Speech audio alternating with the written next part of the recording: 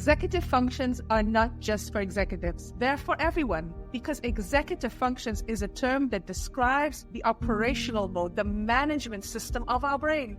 It's a set of skills that we have that helps us assess situations, identify resources, create an action plan, and execute. We all need executive functions because we are the executives of our lives, and we need to function, especially if we're dealing with a health or medical crisis.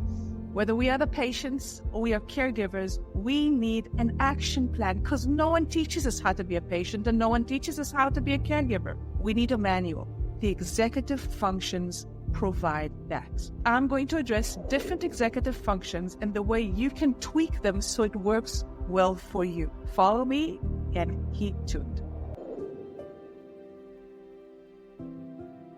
If you're a patient or you are a caregiver, it's really important to be able to self-regulate because you're going to have long-term goals and you're going to have disruptions all the time. Internal disruptions, mood swings, different crises, and external disruptions. Changes in the medical situations, the availability or changes in the availability of assistance and resources and help. You're going to have the state of mind of a marathon runner, keeping your eyes on the goal, being prepared for those disruptions, and being able to pursue this goal long term. If you're needing a manual to deal with your illness or the illness of your loved one, pay attention to your ability to self-regulate and self-management. And if you're struggling with that, DM me. I'm going to find you a really good medical caregiver coach. Working memory is the ability to store information and then use it. It's like a cognitive or a mental post-it note. I get information, I write it down, and then when I need it, I have it. Sometimes part of that information is going to be linked to our short-term memory. Sometimes I'm going to need to connect and use my long-term memory. But it's the ability to dig into my memory and use information in order to get things done. Here's the thing with working memory when you're dealing with a challenge. The idea is not to rely on your brain. Find a system where you can store this memory and use it easily, because whether you're a patient or a caregiver and you try to depend on your memory and your brain alone to restore the information and access it quickly, you might be disappointed because you're stressed, because you're overwhelmed, because you're dealing with 1,000 other things altogether. Emotional agility is the ability to identify what is the emotion that I'm experiencing right now, process it, and then shift into action. And that's easier said than done, because when we are in an emotional state, it's very difficult to take a mental view and say, oh, so what I'm feeling right now is anger. I understand why. What I need right now in order to balance myself is to breathe or to vent or to ask for help, because actually I need to go into some kind of a medical procedure, or I need to take my care recipient to the hospital. I need to make sure I'm not getting an anxiety attack because I need to make a decision right now. So emotional agility is a really important executive function for everyone. Task initiation is the ability to shift into action mode and start doing what needs to be done. But task initiation also talks about avoiding procrastination. Complete the task. Now, procrastination can happen because we are procrastinators, or because we hold this perspective that things need to be perfect. If they're not perfect, then we're going to start them again and again and again, or we're not going to start them at all.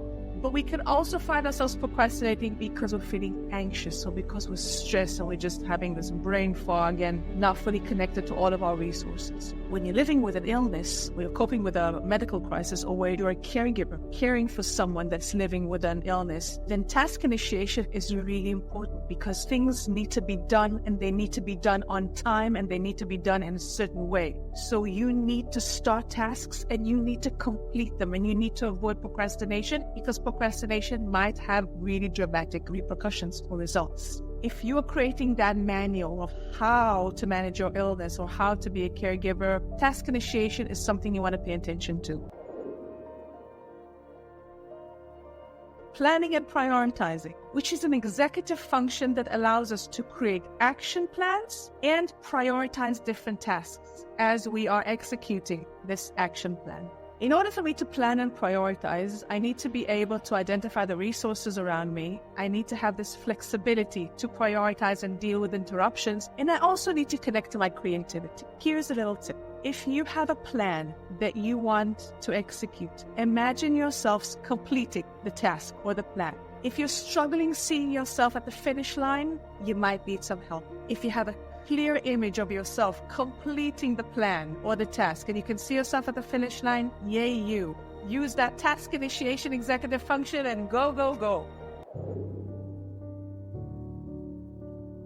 So the executive function of organization means the ability to arrange tasks and follow through. Arranging tasks means you have to collect information, you have to identify resources, you have to manage other people, you have to manage yourselves, follow through on the execution, deal with interruptions. There's a lot there. When you're living with a chronic condition, dealing with a medical crisis, if you're a caregiver, there's a lot you need to organize. Medical information and schedules and medication. Also the financial aspect, dealing with insurance, dealing with payments. You need a system. Don't rely on your brain because your brain is overloaded. There's a lot going on. There's so many ways to create organizational systems. One key executive function is stress management. It's the ability to manage stressors. It's the ability to return to a state of resilience. It's also the ability to self-care and self-regulate. If you are coping with a health crisis or a medical challenge, or you are a caregiver caring for someone that you love that's coping with a health issue, stress management is key. If you're struggling with stress, you feel that you're close to burnout, you feel that you're close to compassion fatigue, you feel that stress is making you sick, please DM me. I'm going to connect you to a really good medical coach or caregiver coach because burnout is dangerous. The biggest myth about time management is that we can actually manage time. Time is time. We only have 24 hours a day. We only have 60 minutes in an hour. We only have 60 seconds in a minute. What we can do is learn how to manage ourselves within the time frame that we have. When you're living with an illness or a chronic condition, when you are a caregiver caring for someone, time management is really important. Because managing yourself well within the time frame is really critical. Some tasks need to be completed on time. Some things need to be done now and not later. When it comes to taking medication, when it comes to doctor's appointments, time management is critical. Time management is a skill you can learn and perfect. Flexibility and adaptable learning. The ability to learn and implement on the go. Let's say I have a task, and as I start proceeding, there's new information, there are new resources, or some of the resources are not relevant anymore, or I'm learning new things that change the entire picture. Flexibility and adaptable learning means the ability to take that information, adapt it, and integrate it into my plan, or work with those changes and be flexible. Think about someone that's hiking through the mountains. Be adept to the changing terrain. That's the executive function. Self-reflection, the ability to reflect on myself, to assess my successes, to assess my failures, to assess my function. When I am able to step out of a situation and look at myself, I gain a lot of learnings. I'm also able to gain new perspectives. You need to be able to self-reflect in a way that doesn't take you to self-abuse. Because self-reflection is not this criticism of, what did I do wrong? Oh, I didn't do this right. Oh my God, I'm not good enough. No, that's not self-reflection. Self-reflection has wisdom and compassion in it. It serves our growth. It's not abusive. So if you see that every time you self-reflect, you get thrown into that vicious cycle of self-criticism and self-abuse, DM me. Adaptable thinking is the ability to think outside the box in order to find solutions. If you're living with a chronic illness, struggling with a medical crisis, if you're a caregiver, your ability to adapt your thinking can be critical because that might be the way you find solutions and you cope with new challenges. Thank you for watching. I hope you liked it. And if you did, make sure to like, subscribe, and maybe share it with someone you love because sharing is caring.